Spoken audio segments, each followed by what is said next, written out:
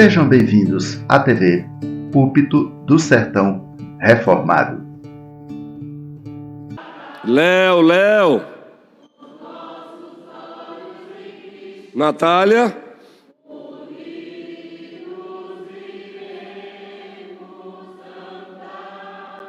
Agora o desafio, cantar é fácil.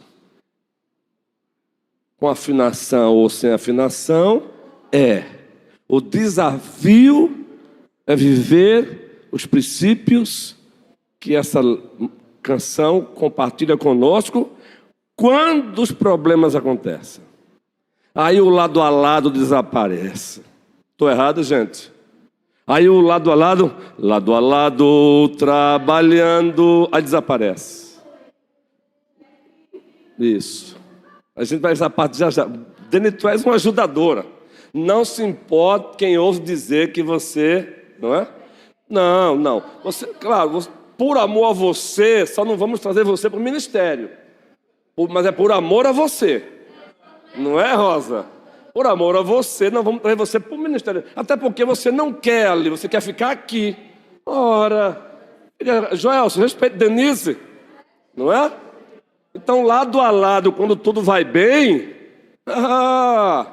é maravilha. Agora, lado a lado, quando, por não ter vigiado, eu piso no pé de Ricks, aí o lado a lado vai para os ares. O senhor, pastor, pisar no pé do Ricks, jamais. Todo dia eu tenho que pedir ao Senhor, livre-me de mim mesmo, livra-me de mim mesmo, livre. Gente, vamos parar de fazer uma leitura romântica da vida cristã. Todo dia eu preciso dizer não, Luiz Ronilson. Não, Luiz Ronilson. Não, Luiz Ronilson.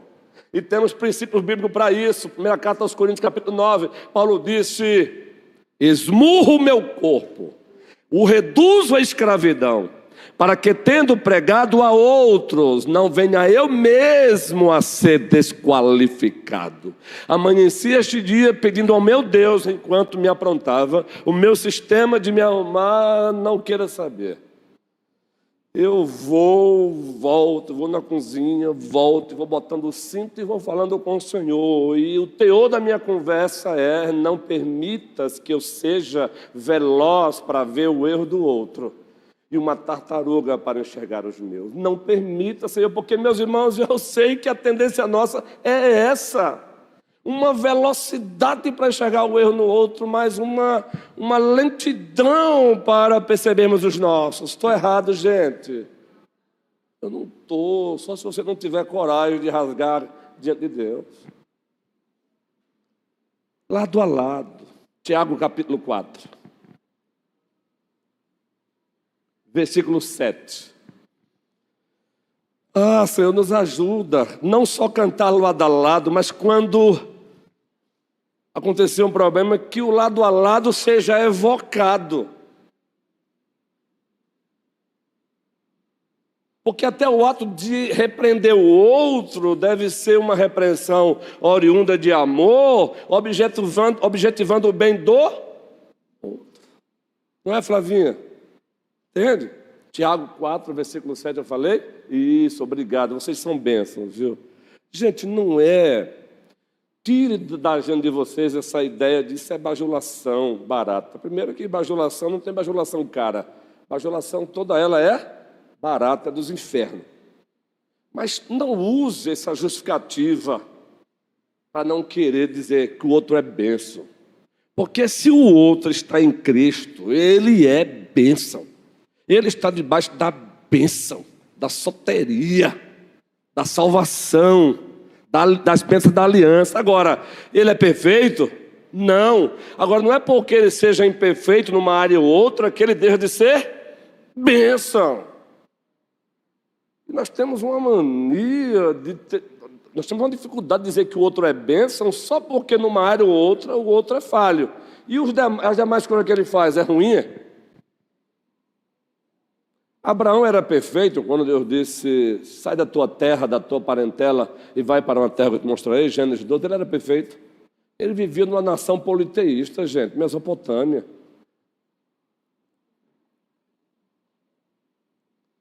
Nós estamos falando já há um bom tempo de Tiago 4, e Tiago 4 é sequência de Tiago 3. Na verdade, toda a carta de Deus que carrega o nome de Tiago, ela está entrelaçada, meus irmãos. Mas no capítulo 4, ele começa falando de guerras. E aí já falamos para os irmãos que existem 4 tipos de guerras. 4 dimensões de guerras. Uma guerra intrapessoal. Todos nós nos encontramos em guerras intra significa a guerra dentro do meu próprio eu, o meu self. Daí as crises existenciais, gente. Daí você encontrar alguém e dizer assim, não perdi o sentido da vida. Isso é uma guerra pós-queda, ela é contínua. Está na minha lista aí. Eu vou compartilhar isso depois. Deixa para depois. É um livro de um filósofo russo muito bom chamado Idiota. Está na minha lista para eu ler esse livro. Porque vale a pena ler, esse livro é top. Mas eu ia entrar no comentário agora, mas não vou não. Só citando porque no livro Idiota, os extratos que eu já encontrei desse livro, eu gosto do impresso e de uma boa tradução. A ideia é essa, o personagem lá, o príncipe, vivendo essas guerras. Uma delas intrapessoal. A segunda dimensão da guerra, interpessoal. Agora que Deus nos poupe, né, Débora? Que a nossa amizade seja, não é? É tentando guerrear contra Débora e Débora leal. Até a outra Débora precisou sair. Olha, eu ia fazer menção a ela. O papai dela faleceu. Ela saiu por uma razão legítima. Eu tenho acompanhado ela também, a querida Débora. O papai dela faleceu, Denise. Foi. Eu até abracei ela, eu saí dali, fui abraçar. Não, já tem 10 dias. 15 dias que o papai dela faleceu. Fez uma cirurgia, estava andando tudo bem, daqui a pouco piorou a situação e faleceu. Ela estava ali do ladozinho ali, ela chegou faz pouco tempo. Temos hoje 4 Déboras aqui. Guerra interpessoal, e de repente eu começar a guerrear contra Débora Leal, e Débora Leal guerrear contra o seu irmão em Cristo e pastor. Porque antes de estar pastor, eu sou irmão. Seremos irmãos para sempre na glória, mas um dia deixarei de estar pastor. Louvado seja o Senhor por isso. Eu estou pastor e deixarei de estar um dia. Mas para sempre seremos irmãos em Cristo Jesus. Eu sei que alguns gramáticos, linguistas dizem que não vê diferença em estar ou ser. Deixa essa briga para eles. Por enquanto dizem que há diferença em ser e em estar, porque envolve a identidade, o essencial. Isso é guerra interpessoal. Terceira dimensão da guerra, todo ser, presta atenção, nós somos seres bio, psíquico, social. Claro que tem o espiritual. Quem tira Deus de lado só fala as 3, bio, psíquico, social. Mas nós somos cristãos.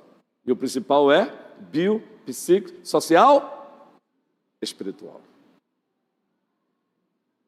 Mas pegando a terceira parte aqui, nós somos seres sociológicos, fomos feitos para nos sociabilizar. Preste bem atenção, fomos feitos para nos sociabilizar. E você sabe qual é a principal base? Sabe qual é a nossa principal referência teórica, absoluta, incontestável de que somos seres sociáveis? Gênesis. Façamos o homem a nossa imagem, conforme a nossa semelhança. Ou seja, o próprio Deus que se sociabiliza, uma sociabilidade intratrinitária, gente. Pastor, pare de trazer essa linguagem já técnica para aqui, porque não tem que trazer, para que vocês familiarizem.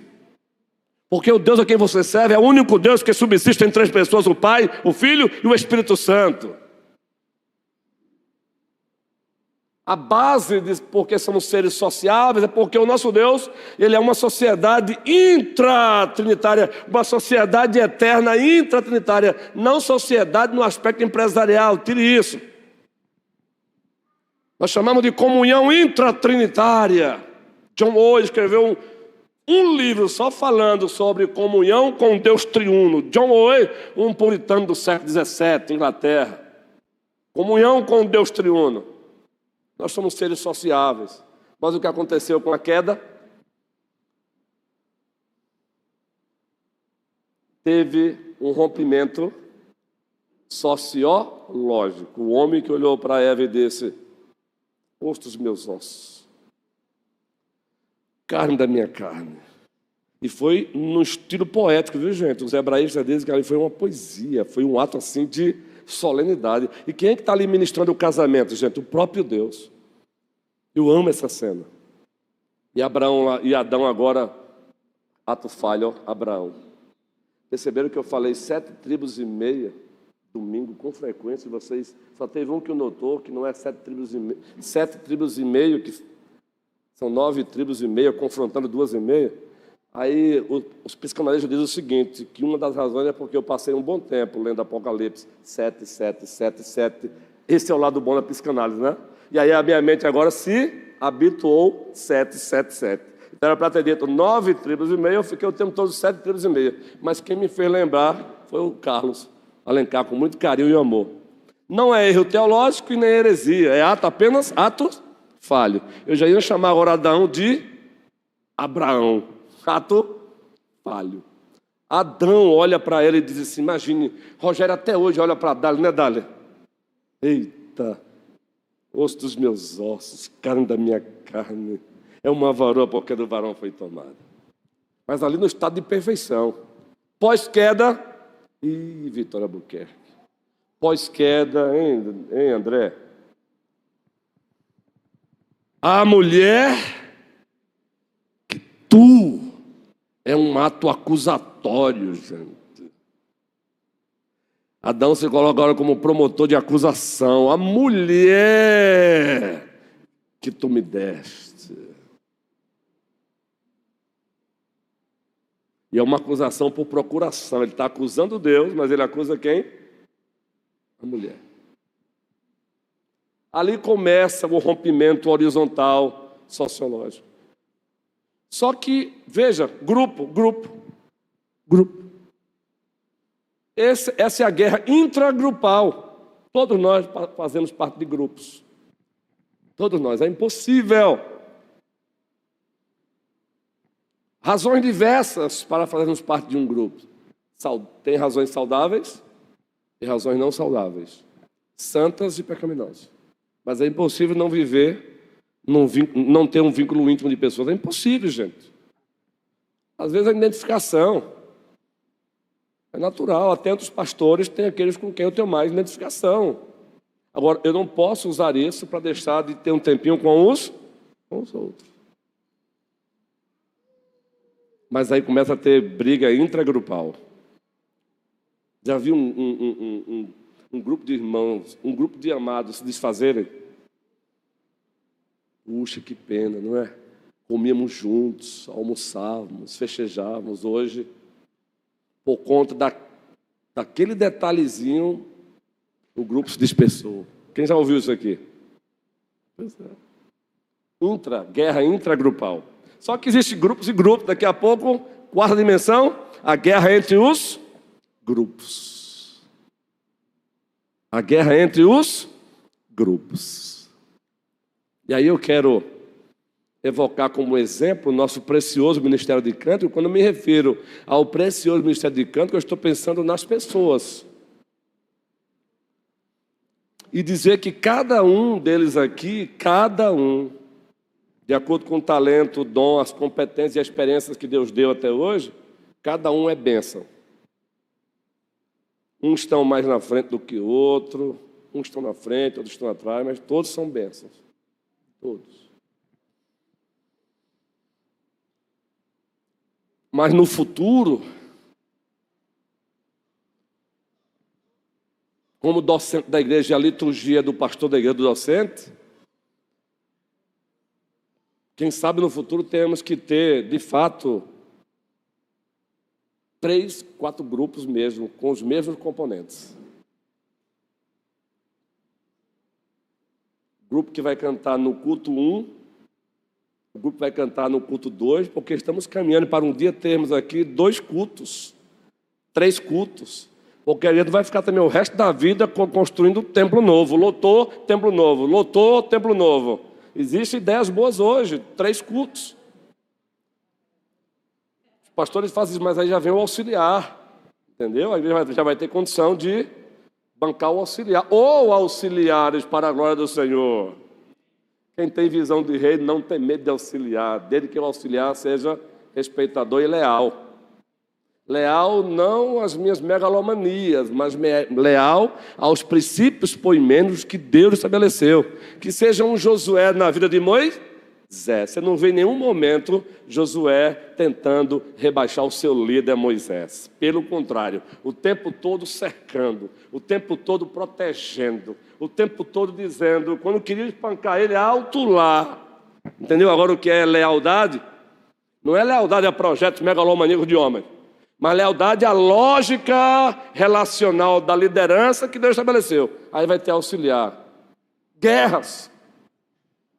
Aí 4 grupos. Agora imagine agora a guerra. Gente, aqui é só para exemplo. Imagine agora que o grupo do culto 1, 4 cultos, a igreja está com 1000 membros. Você é sonhador, pastor? Eu sou sonhador porque o Deus a quem servimos é o Deus de toda a glória. Não é 4 cultos para a gente se autoprojetar, mas para projetar a glória de Jesus Cristo. E tanto faz, depois que chegar a 1000 membros, Deus disser, agora vai para ali, Luiz Ronilson, porque a igreja não é minha, ela é do Senhor. Amém, amém, Raquel. Se for para se aposentar aqui, amém. Quem mais ama isso, está ali, ó. Jade, quando o assunto é, eu quero o Senhor se aposentando aqui, ela está perto, você dela faz assim, ó.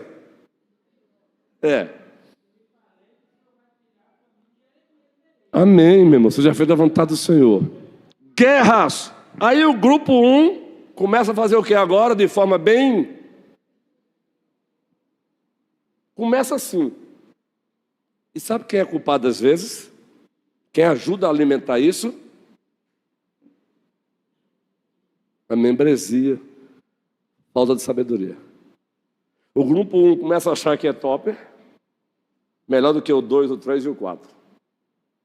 Mas só que isso não fica só no achar, no pensamento. O pensamento se expressa, né? Aí nos corredores, aí a membresia não tem sabedoria, aí chega para um membro do grupo 1 e diz, eu prefiro quando vocês estão cantando. Pense num elogio que vem das profundezas da carne. Aparentemente bonito, mas de Deus não é.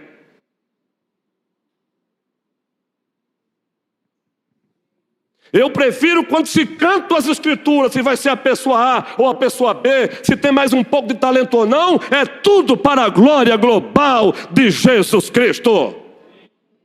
Aqui são apenas exemplos. Por favor, não temos grupo 1, nem 2, nem 3, nem 4, mas estamos caminhando para isso.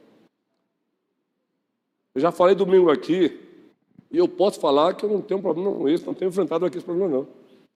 Eu vou falar que eu já fui pregar em conferência de igreja, seja sábado e domingo, ou sábado e domingo. Queridos, faz parte do colégio, faz parte do processo, do exercício pastoral. Você é convidado para pregar numa igreja, você vai pregar apenas no final de semana. Então você pega lá a sua série de sermões do ano, e pega os melhores, os sermões de grau 9.9 que você pregou. Tem assim. E você não vai levar o sermão de 5.6 que você pregou. Nós também sabemos quando o sermão 5.6 por razão inversa. E pregamos lá o sermão 9.9 e ainda melhoramos. No final de semana. E o pastorzinho não, tira essa palavra, Luiz. E o pastorzão lá, todo domingo com a igreja, pregando a palavra, com a sua didática própria, peculiaridade, mas pregando a palavra. Aí eu chego lá no final de semana, prego, aí termina o culto à noite, está lá. Antigamente tinha fila, hoje não tem mais, questão de prudência mesmo, a igreja está crescendo. As igrejas não estão fazendo mais isso, eu entendo. Aí chega o querido Jonathan e diz, o pastor visitante sou eu, e o pastor da igreja está do lado. Fazia tempo que eu ouvia um sermão desse. Aí eu falo assim, eita desgraça. Não a pessoa, mas o que ele falou. Burro é quem recebe o elogio e diz, porque aquilo que você quer que o outro te faça, faça a ele mesmo. Aquilo que quereis que os homens os façam, façam a eles mesmos. Esse é o tipo de elogio que você deveria enrolar e queimar. Ah, então não pode elogiar? Pode. Ô, pastorzão, foi uma bênção também o sermão de hoje. Deus mais uma vez falou conosco. Agora, fazia tempo que eu ouvi um sermão desse, meu irmão.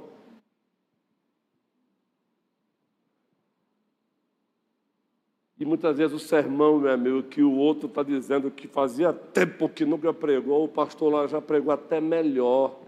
Mas a igreja tem memória curta. Não faça isso. Às vezes o culpado é a igreja também, não toda. Ai, eu prefiro o grupo 2. Eu prefiro, aí ó.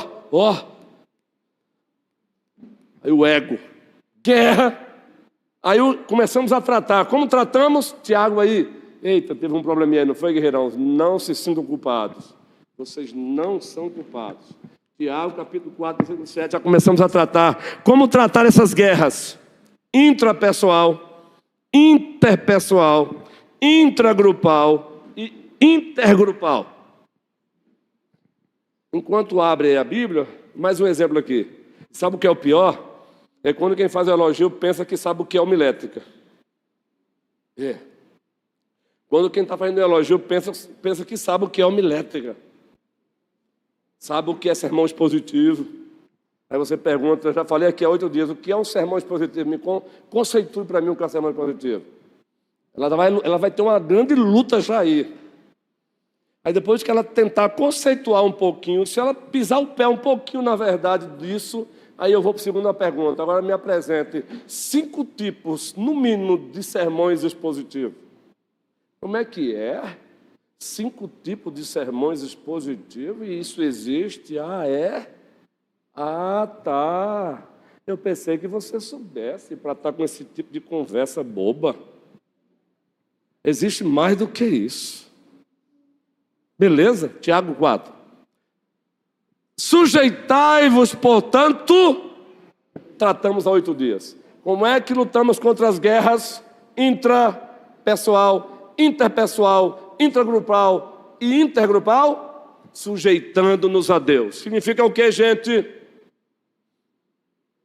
Fazer o que Ele manda sobre isso. O que é que Ele manda sobre guerras entre nós?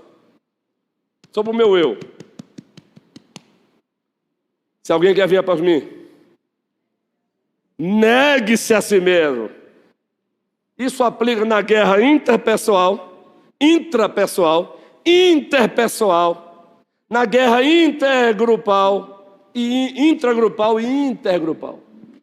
Negue-se a si mesmo. Tome a sua cruz e siga-me. Aplique isso. Sujeitar-se. Tem tanta coisa que sujeitar significa biblicamente. Agora, nós queremos vencer essas guerras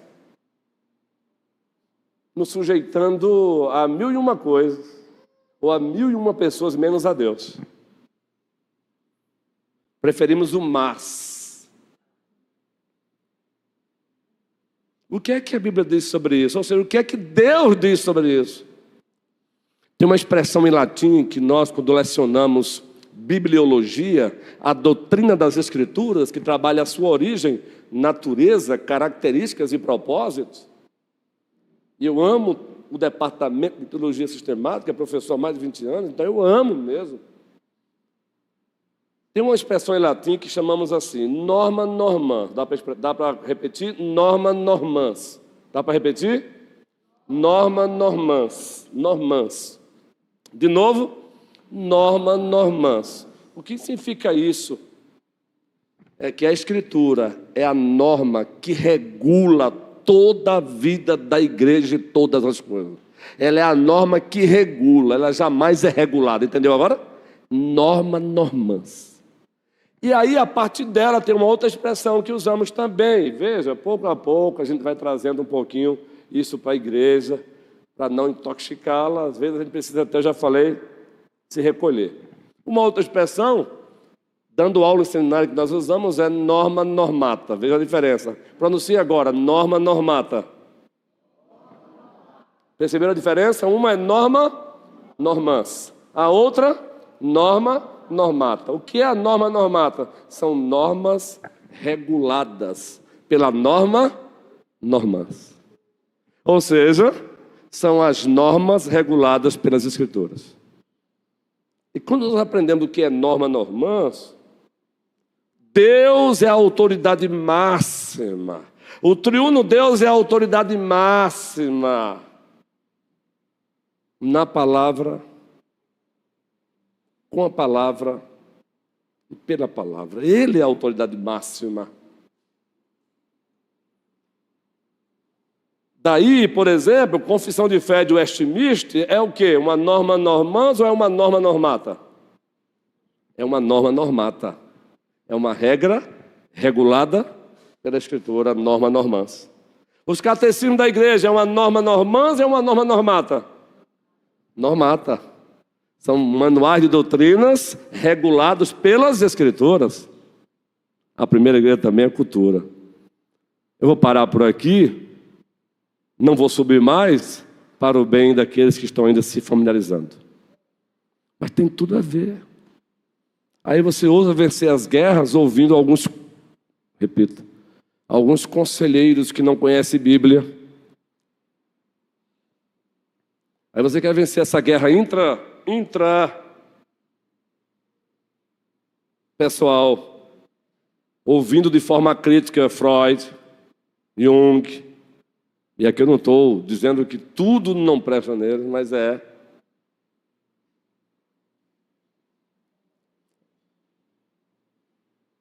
Sujeitar-vos a Deus significa se sujeitar à palavra de Deus. Se submeter à palavra, não é a minha palavra, é a palavra de Deus. Cabe a mim, como ministro da palavra aqui, pregar a palavra de Deus, não a minha palavra. A minha voz aqui é oferecida a Deus como oferta de adoração. A palavra é a dele. Mas é claro que uma palavra dele foi registrada em hebraico, aramaico e grego koiné, ela foi traduzida para o nosso vernáculo português. Então eu preciso me preocupar com as versões das Escrituras, aquelas que mais se aproximam do original, para que de fato a palavra de Deus seja pregada com fidelidade. Aí eu preciso tomar cuidado com a hermenêutica, com a exegese, para que a palavra de Deus seja pregada com fidelidade. Aí eu preciso buscar uma boa homilética, sempre se aprofundando, para que a palavra de Deus seja transmitida com clareza. Aí eu preciso recorrer aqui e acolá até um bom curso de oratória para que a palavra de Deus seja pregada mais e mais com intrepidez. Mas é essa. Aí a segunda parte, resistir ao... Perceberam a lógica de Tiago? Primeiro ele diz, sujeitai-vos. Só então ele diz o quê? Resistir ao diabo.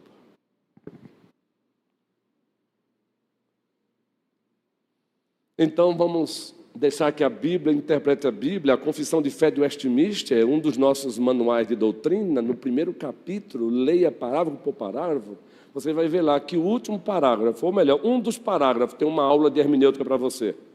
Bem simples, e a aula é o seguinte: a Bíblia interpreta a própria Bíblia. Princípio número 1 que está lá. Princípio número 2. Um texto difícil é melhor entendido se for lido à luz de um texto mais fácil, falando sobre o mesmo assunto. Querido, é lindo de se ver. É muito lindo. Às vezes nós queremos complicar o que Cristo não complicou. Porque é mais fácil dar onde que sabe, né? É mais fácil querer dar um show de homilética. É mais fácil arrotar conhecimento, né?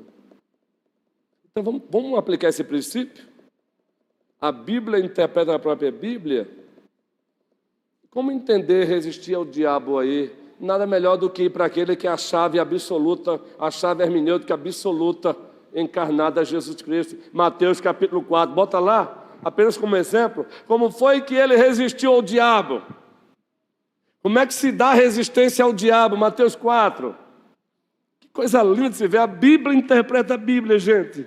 Se você ler a Escritura, uma leitura panorâmica que eu recomendo, faça uma leitura panorâmica do Antigo Testamento, depois uma leitura panorâmica do Novo. Aí depois você faz uma leitura detalhada da Escritura, capítulo por capítulo. Aí você, meu irmãozinho, era coisa linda mesmo de se ver. A seguir foi Jesus levado pelo Espírito ao deserto para ser tentado pelo diabo. Vamos lá? E depois de jejuar 40 dias e 40 noites, teve fome. Ó, uma necessidade legítima. Fome. A fome aí envolve tudo que é necessário para a dimensão bio da vida. A dimensão bio da vida está representada aí. Bio. Então o tentador, aproximando-se, lhe disse: se és filho de Deus, todos juntos, manda que essas pedras se transformem em pães. Olha só que armadilha. Quando ele diz, se tu és o filho de Deus, ele está dizendo, se tu és igual a Deus, se tu és de fato esse filho amado por Deus, se tu és, querido, se tu és o filho de Deus, ele está dizendo, tu tens poder então, tu és igual a ele. Querido, o diabo está fazendo até aí uma hermenêutica celestial verdadeira. Quando ele evoca a filiação eterna de Cristo, ele está certíssimo. O problema é a aplicação. Se tu és o Filho de Deus, a aplicação é um convite para que Cristo fosse de encontro ao Pai, fosse de encontro ao plano histórico redentivo de Deus. Mande que essas pedras se transformem em pães. Mas eu pergunto, transformar pedras em pães no estado de humilhação de Cristo fazia parte do plano histórico redentivo de Deus para ele? Ele poderia transformar pedras em pães? Claro. No Antigo Testamento foi dado cordonizes para o povo, queridos. Mas não fazia parte do plano histórico redentivo de Deus para o estado de humilhação do filho que ele fizesse isso. Resposta, como é que ele responde? Jesus, porém, respondeu. Toda a igreja é bem forte, gente.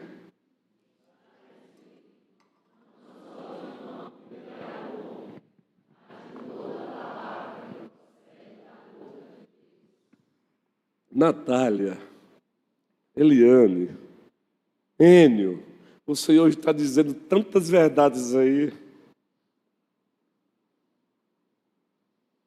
O meu pai tem prioridade sobre a comida, a bebida, as indumentárias. Eu vim fazer a vontade do meu pai.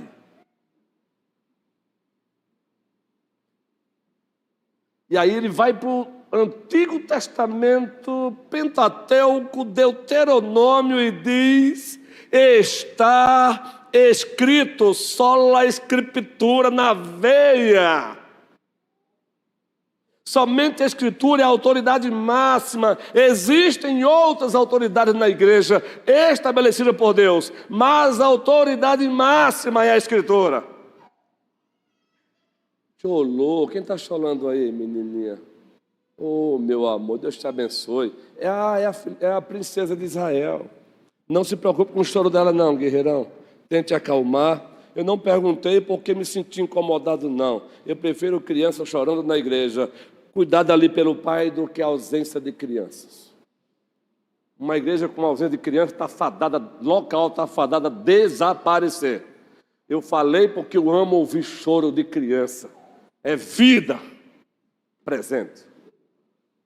Está escrito, Velho Testamento, Filipiança, nos seus bons tempos, escreveu um livro, a Bíblia que Jesus lia e leu Qual foi a Bíblia que Jesus leu no seu estado de humilhação? O que é o estado de humilhação de Cristo? A partir da sua concepção, muito especialmente nascimento e crescimento.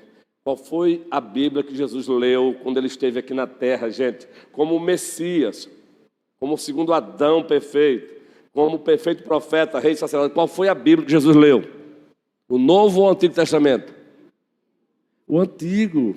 O Novo ainda não estava sendo escrito. O Antigo, que é a nossa Bíblia. Ele leu, interpretou e aplicou. Mas mais do que isso, ele está ali como cumprimento do Antigo Testamento. O Evangelho está latente no Antigo Testamento. E no Novo, com a vinda de Cristo, o Evangelho está patente. E aí John Piper escreveu um livro com o título Deus é o Evangelho. Leia esse livro. Ali não só está o perfeito profeta lendo, explicando e aplicando a Escritura, ali está o próprio Logos de Deus. Gente de Deus, é para se empolgar. Ali está o Logos de Deus. Ali está a palavra encarnada, queridos. No princípio era o Verbo estava com Deus, e o Verbo era Deus, e o Verbo estava no princípio com Deus. Todas as coisas foram feitas por intermédio dele, e sem ele, nada do que foi feito se fez. Ele estava lá no Gênesis. Colossenses 1,16, a última parte do versículo, pode chamar de parte C. Todas as coisas foram feitas por Ele, para Ele, o Ele ali, por Ele aí, é a segunda pessoa da Santíssima Trindade, o Verbo, o Logos, a palavra, Jesus Cristo. E Ele mesmo diz, está escrito. Como é que Ele vence a primeira proposta? Bíblia na cara do diabo. Escritura sagrada na cara do diabo. Aí o crente hoje quer vencer o diabo sem conhecer a Escritura, sem manusear a Escritura, sem meditar na Escritura. Querido, todos nós, muitas vezes, e ouça isso, não com ar de espancamento, que o Senhor me livre de espancar sua noiva, porque o ato de exortar tem que ser sempre fruto de amor a Ele e à igreja. Mas reflita sobre o que eu vou dizer agora. Muitas vezes passamos a semana comendo a mesa de Satanás. Por favor, entenda que se fosse escrito tinha o a crase. Passamos a semana comendo a mesa de Satanás. Aí chegamos no domingo e tentamos nos aproximar da mesa do Senhor. E aí, papais e mamães, chega aqui o ouvidozinho para o seu pastorzão, seu amigo, seu irmão, que luta, que ora por você, ora com você, luta por você e luta com você. Receba isso com reflexão. Aí você permite que os seus filhos, que ainda estão debaixo da vossa guarda, passem a semana se alimentando à mesa de Satanás. Aí tu queres que ele tenha vontade de no domingo vir para a igreja? Não tem não. Ele não vai ter vontade. É claro que ele não vai ter vontade. Ele vai sentir coceira ao sentar aqui. E aqui com exceção de alguns casos que envolvem patologias, distúrbios biopsicossocial e espiritual. Mas o espiritual já está aí. Não vai, meu irmão. Ele não vai. Se o lar dele não é um santuário onde se lê a Bíblia, se mete na Bíblia, não se ora, se assiste mais série do que se lê a Bíblia, ele não vai ter prazer no santuário de Deus, que é a igreja reunida aqui ou debaixo de uma árvore. Oh, papais e mamães, não recebam isso como ofensa, mas como um verdadeiro amor. Encharque as vossas casas de Bíblia, Bíblia, Bíblia. Agora o teu filho, a tua filha passa 24 horas com o smartphone na cara, bebendo, comendo de Satanás. Aí tu queres que ele tenha prazer de estar na igreja? Oh, papai e mamãe, eu não estou aqui subestimando a vossa luta não, a vossa batalha. Estamos juntos. Só queremos que você, em nome de Jesus, reflita, reflita e reflita.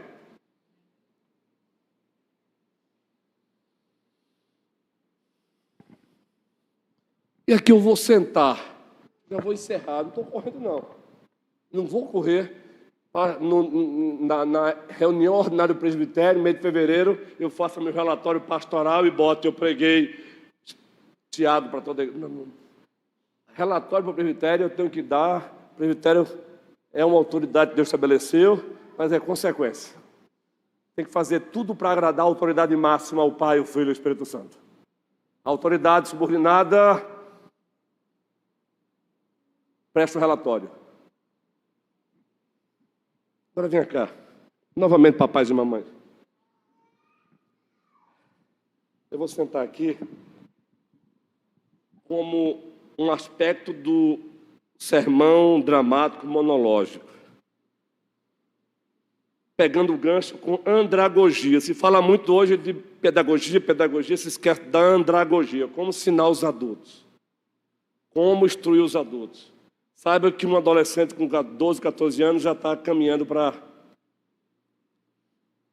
Eu fico com o coração tão triste quando eu vejo adolescentes chegando na igreja e já chegam com a cara no smartphone, brincando de joguinho. Não se sinta ofendido, papai e mamãe. Receba isso como carinho.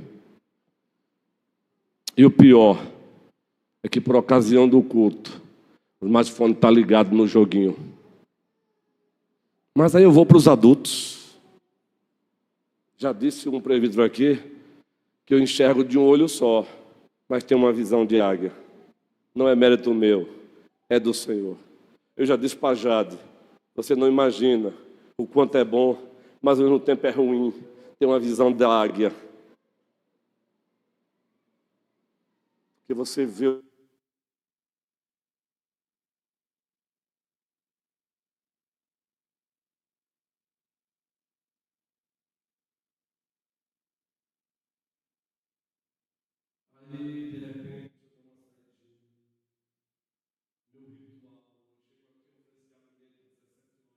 bebo muita água. Então eu faço duas coisas. Eu aproveito para ir lá ao banheiro, mas eu aproveito também para dar uma olhadinha para cá e ver como é que estão as coisas ali por fora. Quando eu entro, me bate uma tristeza. E eu não faço com esse propósito. Simplesmente você está passando, você vê. Você vê cristãos, adultos, dando uma passadinha no Instagram. Mandando uma mensagem no WhatsApp. E do lado ali tem a criança vendo. Tem um adolescente. Com exceção de você que trabalha de escala, e naquele dia o seu patrão disse, por favor, fique atento, porque pode ocorrer alguma intercorrência aqui, eu preciso de você. Mas ainda assim, quem faz isso, chegou a mensagem de urgência, o que é que essa pessoa faz, Rogério? Se levanta, dá uma saidinha e liga. Receba isso com carinho, meus irmãos. Eu também luto contra isso. Às vezes eu prefiro... Meus bolsos, às vezes eu boto no celular, às vezes eu abro ali e gosto de dar uma olhadazinha. Aí, às vezes eu prefiro não. Porque o adolescente não sabe, ele pode achar que eu estou também fazendo isso. Aí com o tempo vamos banalizando o sagrado, queridos. Porque é o que se vê hoje em algumas igrejas, queridos, não há mais reverência. Ministério de Cântico, eu parabenizei vocês. Eu não tenho visto isso acontecer, não, mas ao mesmo tempo eu vou fazer um trabalho de prevenção. Terminou aqui de cantar, a adoração prossegue. Vá beber sua água e volte. E volte rapidinho. Não é verdade, Elaine, querida?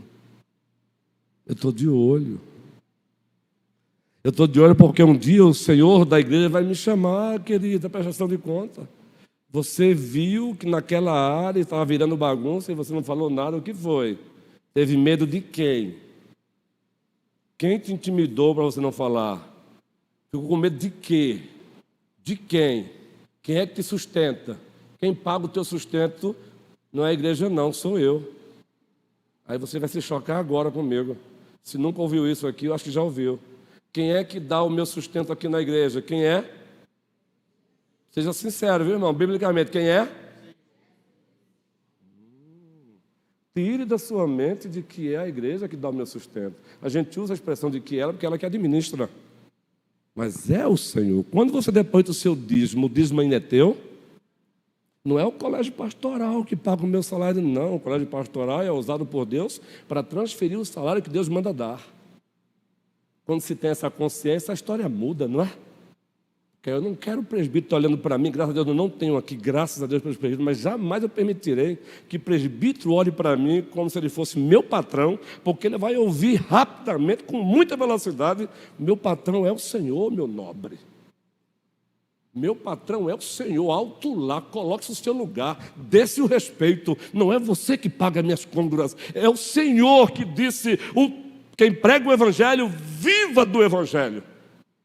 Ah, queridos, ser desmamado por Deus é uma bênção, mas corre perigo. O perigo é que você está tão desmamado que tem certas coisas que você não pede mais tempo para pensar.